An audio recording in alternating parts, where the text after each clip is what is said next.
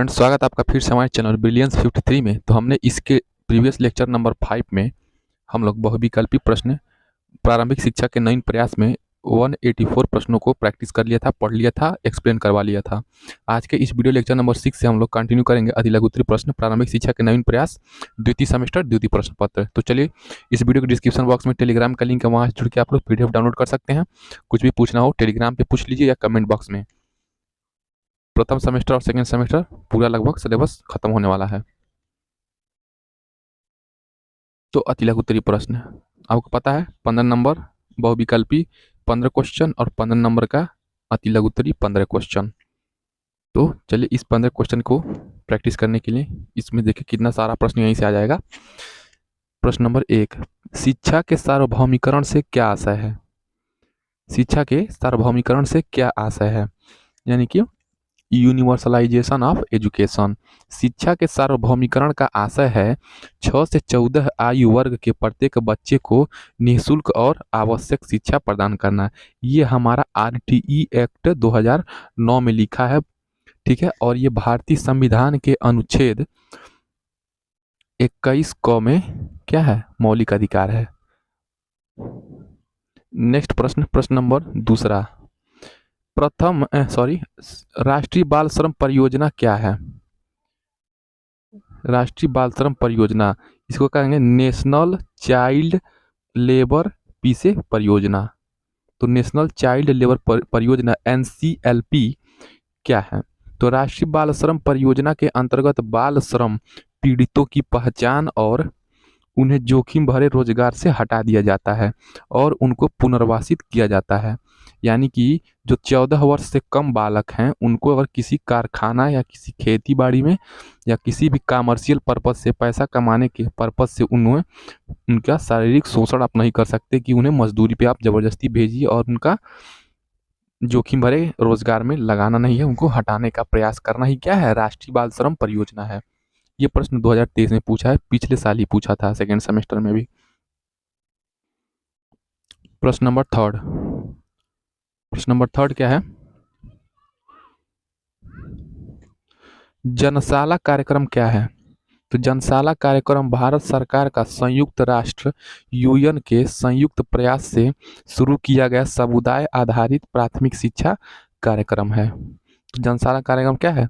भारत सरकार का जो UN से एक प्रस्ताव है, संयुक्त प्रयास है ये, यानी कि भारत सरकार का, यानी कि अपनी इंडियन गवर्नमेंट का और UN का एक क्या है, संयुक्त प्रयास है जो समुदाय आधारित प्राथमिक शिक्षा का कार्यक्रम है। किसी विशेष समुदाय को प्राथमिक शिक्षा देने का कार्य जनशाला कार्यक्रम के माध्यम से किया जाता है। नेक्स्ट प्रश्न नंबर 4, न्यूनतम अधिगम स्तर से क्या तात्पर्य है? ठीक है, तो न्यूनतम अधिगम स्तर, अधिगम मतलब लर्निंग लेवल, यानी कि लर्निंग लेवल किसका, न्यूनतम, तो मिनिमम लर्निंग लेवल हो जाएगा। चलिए इसका एक्सप्लेनेशन देखते हैं। न्यूनतम अधिगम स्तर मूलतः एक ऐसा उपागम है, एक ऐसा अप्रोच है, एक ऐसा तरीका है जो मानता है कि सभी छात्र किसी भी कार्य को न्यूनतम स्तर तक सीख सकते हैं। प्रश्न नंबर 5, प्राथमिक शिक्षा के संदर्भ में अपव्यय व अवरोधन का अर्थ स्पष्ट कीजिए। ये भी प्रश्न आपका 2023 में पूछा है। तो अपव्यय और अवरोधन को चलिए एक्सप्लेन करते हैं। तो प्राथमिक शिक्षा के संदर्भ में आपको बताना है, अपव्यय से अभिप्राय है प्राथमिक शिक्षा पूर्ण होने से पहले, यानी कि 1 to 5th, यानी कि प्राथमिक शिक्षा पूर्ण होने से पहले बालक को विद्यालय से हटाना। तथा अवरोधन का अभिप्राय है किसी बालक को निम्न कक्षा में 1 वर्ष से अधिक अवधि के लिए रोक लेना। ठीक है, अपव्यय क्या है, मतलब नुकसान है। कैसा कि प्राथमिक शिक्षा बच्चे का पूर्ण हुआ ही नहीं, तब तक आप विद्यालय से उसे हटा देंगे तो क्या जाएगा, उसको अपव्यय कहेंगे। और अवरोधन किसको कहेंगे, जब बालक को निम्न कक्षा में 1 वर्ष से अधिक अवधि के लिए रोक लिया जाता है। मान लीजिए किसी कोई एक कक्षा है, सॉरी, मान लीजिए आंगनबाड़ी में है, ठीक है, आंगनबाड़ी में है चाहे बाल बाटिका में है, सेम, तो उसको निम्न कक्षा में क्या 1 वर्ष से अधिक उसको पढ़वाया जा रहा है, तो उसकी अवधि के लिए अगर रोक ले रहे हैं तो ये अवरोधन कहलाएगा। यानी कि किसी बालक को किसी निम्न कक्षा में 1 वर्ष से अधिक अवधि के लिए रोक लेना, अवरोधन और अपव्यय आपका प्राथमिक शिक्षा पूर्ण किए बिना उसे विद्यालय से हटा देना अपव्यय हो जाएगा। नेक्स्ट प्रश्न नंबर 6, ये प्रश्न वर्तमान भारतीय समाज एवं प्रारंभिक शिक्षा प्रथम प्रश्न पत्र में भी आया था। जो प्रथम प्रश्न पत्र पढ़ लेगा सेकंड पेपर उसके लिए आसान हो जाएगा, क्योंकि दोनों शिक्षा से रिलेटेड है। प्रश्न नंबर 6, प्राच्य पाश्चात्य विवाद क्या है? तो प्राच्य पाश्चात्य विवाद क्या है? तो प्राच्य शिक्षा समर्थक यानी कि प्राचीन शिक्षा समर्थक, जो पहले के शिक्षा समर्थक वाले थे, शिक्षाविद थे, परंपरागत भारतीय भाषाओं एवं साहित्य की को प्रोत्साहन देना चाहते थे, जबकि आंग्ल यानी कि जो ब्रिटिश थे, जो इंग्लिश वाले थे, वो इंग्लिश को बढ़ावा देना चाहते थे। और महात्मा गांधी हो गए, रविन्द्रनाथ टैगोर हो गए, ये लोग चाहते थे कि भारतीय सभ्यता संस्कृति से क्या वो शिक्षा जुड़ा रहे। समर्थक आधुनिक पाश्चात्य अध्ययनों को प्रोत्साहन दिया जाए। यही दोनों विवाद क्या है, यही बात हुआ। प्रश्न नंबर 7, बीईपी क्या है? तो बीईपी व्यवहार शिक्षा कार्यक्रम है। क्या है? व्यवहार शिक्षा कार्यक्रम है, जो छात्रों के समस्याग्रस्त व्यवहार को सुधारने हेतु तैयार किया गया है।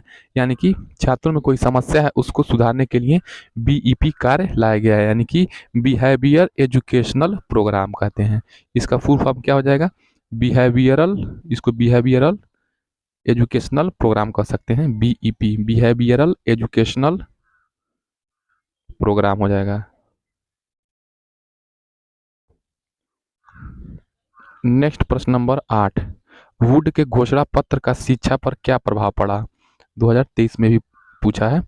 तो वुड के घोषणा पत्र का शिक्षा पर क्या प्रभाव पड़ा? तो वुड के घोषणा पत्र को भारतीय शिक्षा का मैग्ना कार्टा कहा जाता है। तो 1813 में विलियम वुड का एक घोषणा पत्र आज्ञा पत्र आया था, जिसको भारतीय शिक्षा का मैग्ना कार्टा के नाम की उपाधि से सुशोभित किया गया था। इसके द्वारा उच्च शिक्षा को अंग्रेजी में दिए जाने पर बल दिया गया। इसके द्वारा क्या किया गया? उच्च शिक्षा को अंग्रेजी में देने पर बल दिया गया, साथ ही देसी भाषा के विकास को भी महत्व प्रदान किया गया। यानी कि पहले इंग्लिश पहले पे था और दूसरे पे देसी भारतीय भाषाएं थी। पहले पे इंग्लिश को बढ़ावा दिया जाएगा, ठीक है। वुड का घोषणा पत्र उसको भारतीय शिक्षा का मैग्ना कार्टा इसीलिए कहा जाता है, क्योंकि इसमें देसी भाषाओं का भी समावेश था। प्रश्न नंबर 9, ब्रिज कोर्स क्या क्या आशय है? 2023 में पूछा ये प्रश्न। ये सारे प्रश्न इंपॉर्टेंट हैं। तो ब्रिज कोर्स का आशय एक ऐसा कार्यक्रम जो छात्रों को एक कक्षा से दूसरी कक्षा में पहुंचाने में मदद करने वाला कार्यक्रम। तो ब्रिज कोर्स क्या है? एक ऐसा कार्यक्रम जो छात्रों को मान लीजिए कक्षा 1 से कक्षा 2 में पहुंचाने का मदद करने वाला कार्यक्रम है ये। प्रश्न नंबर 10, शिक्षा का अधिकार अधिनियम 2009 यानी कि right to education RTE act 2009 की बात कर रहा है। तो आरटीई एक्ट 2009 प्रारंभिक शिक्षा से क्या आशय है? ये 2023 में पूछा ये प्रश्न।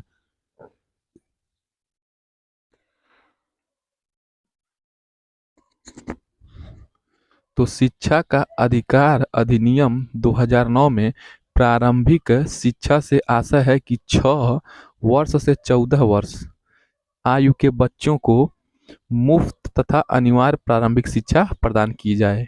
यही क्या है? आरटी एक्ट भारतीय संविधान के अनुच्छेद 21 क के अंतर्गत मौलिक अधिकार के अंतर्गत 6 से 14 वर्ष के बालकों को मुफ्त और अनिवार्य प्रारंभिक शिक्षा प्रदान किया जाए। ये मौलिक अधिकार है, इसमें किसी प्रकार से संशोधन नहीं किया जा सकता राज्य सरकार द्वारा या केंद्र सरकार के द्वारा। प्रश्न नंबर 11 है, शिक्षा में छनाई या निस्यंदन सिद्धांत से क्या आशय है? 2023। देखिए पवन सीरीज और राजन सीरीज का क्वेश्चन मैंने वर्तमान भारतीय समाज में प्रारंभिक शिक्षा का पवन सीरीज भी पढ़ाया है और राजन सीरीज। आपका सब प्रश्न इन्हीं जो सीरीज में पढ़ाता हूँ उसी से मिल जाएगा, एक प्रश्न उससे बाहर नहीं आएंगे। तो शिक्षा में छनाई या निस्यंदन सिद्धांत से क्या आशय है? 2023 में ये प्रश्न पूछा है। तो कुछ लोगों को शिक्षा देना ताकि वे अन्य जनसाधारण को शिक्षित कर सकें। यही क्या था? जो निस्यंदन सिद्धांत लॉर्ड मैकाले जो था, लॉर्ड मैकाले वो चाहता था कि हर भारतीय को शिक्षित करके अपना साम्राज्य और इनका शोषण, मतलब उनको भारतीय जनाधिक्य में लाके उन्हें भारतीय प्रशासनिक सेवा में इंग्लिश पढ़ाएं जिससे हमारा क्या हो, हमारा सत्ता पूरे भारत में चल सके। नेक्स्ट प्रश्न देखिए, प्रश्न नंबर 12, कोठारी आयोग की नियुक्ति का मुख्य उद्देश्य क्या था? 2022 और 23 में ये प्रश्न पूछा है। तो कोठारी आयोग की नियुक्ति का मुख्य उद्देश्य क्या था? तो शिक्षा के राष्ट्रीय स्वरूप व शिक्षा के समस्त स्तरों के संबंध में सिद्धांत व नीतियां बनाना ही क्या था? कोठारी आयोग, यानी कि नेशनल लेवल पे और शिक्षा के जो भी लेवल होते हैं उन पर शिक्षा के संबंधित सिद्धांत और नीतियां बनाना कोठारी आयोग का मुख्य कार्य था। प्रश्न नंबर 13, डीपीईपी डीपीईपी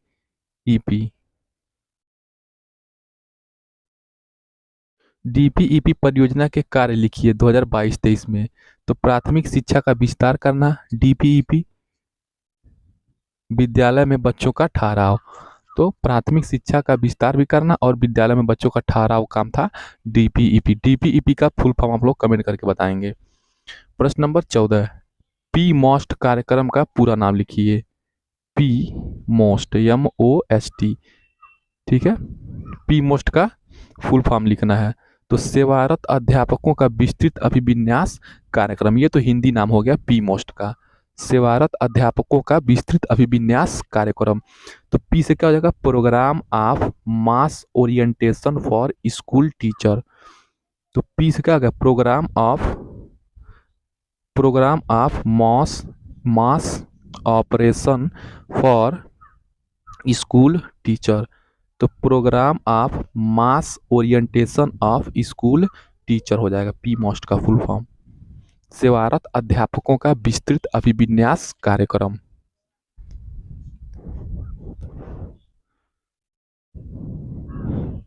नेक्स्ट प्रश्न देखिए, प्रश्न नंबर 15, विद्यालयोन्मुखी कार्यक्रम का क्या तात्पर्य है? 2023 में पूछा है। तो विद्यालयोन्मुख कार्यक्रम का अर्थ है विद्यालय की ओर उन्मुख करने वाला कार्यक्रम, अर्थात वह कार्यक्रम जिसके द्वारा बच्चे विद्यालय के प्रति आकर्षित हों। ये क्या गया? विद्यालयोन्मुखी कार्यक्रम हो गया, 2023 में पूछा है। नाम से ही उसका काम स्पष्ट हो जाएगा। प्रश्न नंबर 16, ग्राम शिक्षा समिति का सचिव कौन होता है? तो ग्राम शिक्षा समिति का सचिव प्रधानाध्यापक होता है और अध्यक्ष ग्राम प्रधान होता है। अध्यक्ष क्या होता है? ग्राम प्रधान होता है और 3 क्या होते हैं? अभिभावक होते हैं। तो टोटल 5 सदस्यीय ये गठन होता है। 3 ये, एक अध्यक्ष ग्राम प्रधान और एक सचिव प्रधानाध्यापक, को टोटल 5 लोग होते हैं ग्राम शिक्षा समिति में। प्रश्न नंबर 17, बीआरसी का पूरा नाम। बीआरसी, बी से क्या हो जाएगा? ब्लॉक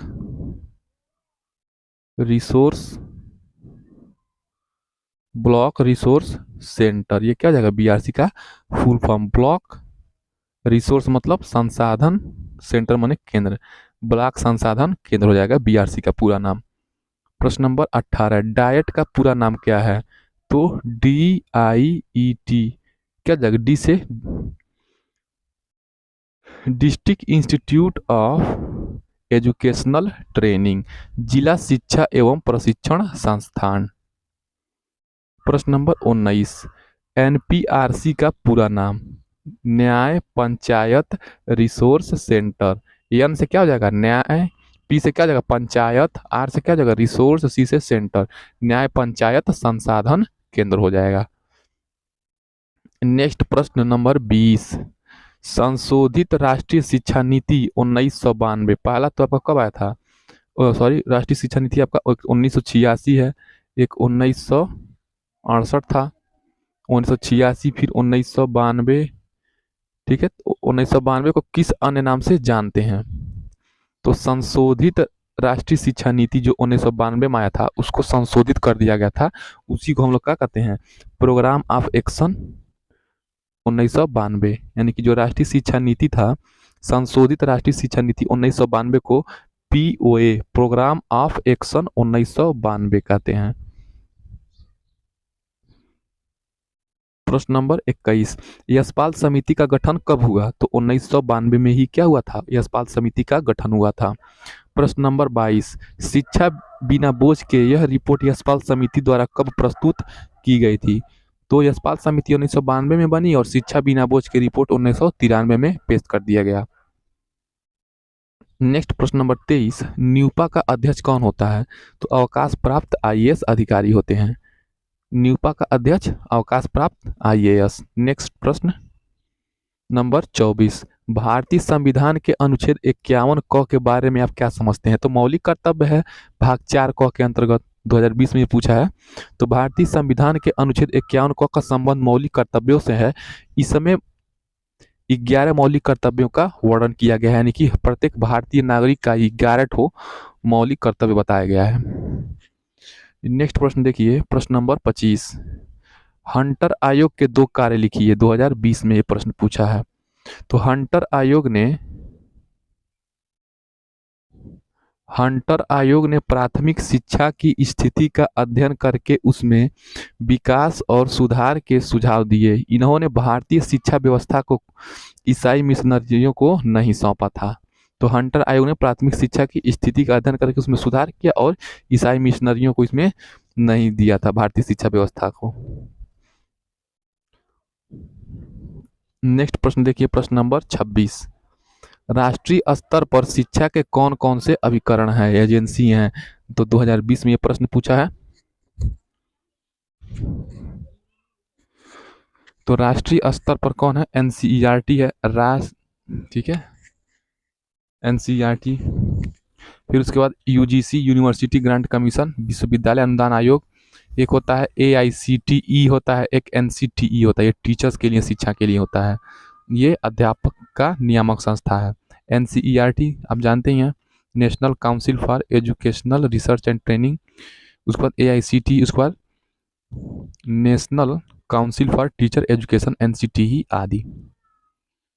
प्रश्न नंबर 27 है, शैक्षिक उन्नयन में यानी कि शैक्षिक बढ़ोतरी में ब्लॉक संसाधन केंद्र बीआरसी की क्या भूमिका है? 2020 में यह प्रश्न पूछा है। तो शिक्षा को बढ़ाने के लिए बीआरसी का क्या कार्य है? तो बीआरसी क्या है? ब्लॉक मतलब विकास खंड। तो विकास खंड स्तर पर ब्लॉक संसाधन केंद्र बेसिक शिक्षकों के लिए प्रशिक्षण तथा कार्यशाला का आयोजन करके शैक्षिक सहायता उपलब्ध कराता है। इसकी स्थापना का उद्देश्य शिक्षा की गुणवत्ता में सुधार और जिला स्तर पर शैक्षिक गतिविधियों को तेज करना है। तो बीआरसी का मुख्य कार्य क्या है? जो भी प्राइमरी विद्यालय हैं या बेसिक शिक्षक हैं उनको ट्रेनिंग देना, उनको शिक्षा के भिन्न भिन्न प्रकार के टीएलएम वगैरह भिन्न भिन्न युक्तियां और तकनीकी बताना, जिससे शिक्षा के क्षेत्र में जिला स्तर पर और विकास खंड स्तर दोनों पर क्या हो, सुधार हो सके। प्रश्न नंबर 28 है, लॉर्ड कर्जन ने प्राथमिक स्तरीय शिक्षा में क्या क्या सुधार किए हैं? 2020 में पूछा है। प्राथमिक शिक्षा संबंधी निम्नलिखित सुझाव दिए गए। पहला है, प्राथमिक शिक्षकों को 2 वर्ष का प्रशिक्षण देने की व्यवस्था की जाए, साथ ही इनके वेतन और सेवा शर्तों में भी सुधार किया जाए। प्राथमिक शिक्षा का प्रसार करना सरकार का मुख्य उत्तरदायित्व है, अतः इस ओर सरकार को ठोस कदम उठाने चाहिए। थर्ड क्या सुझाव दिया गया?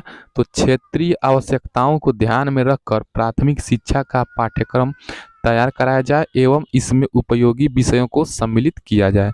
चौथा क्या है? प्राथमिक शिक्षा का माध्यम भारतीय भाषाओं को बनाया जाए एवं इसमें अंग्रेजी को स्थान न दिया जाए। पांचवा, प्राथमिक स्तर की शिक्षण विधियों का विकास किया जाए तथा किंडरगार्टन प्रणाली का प्रयोग किया जाए।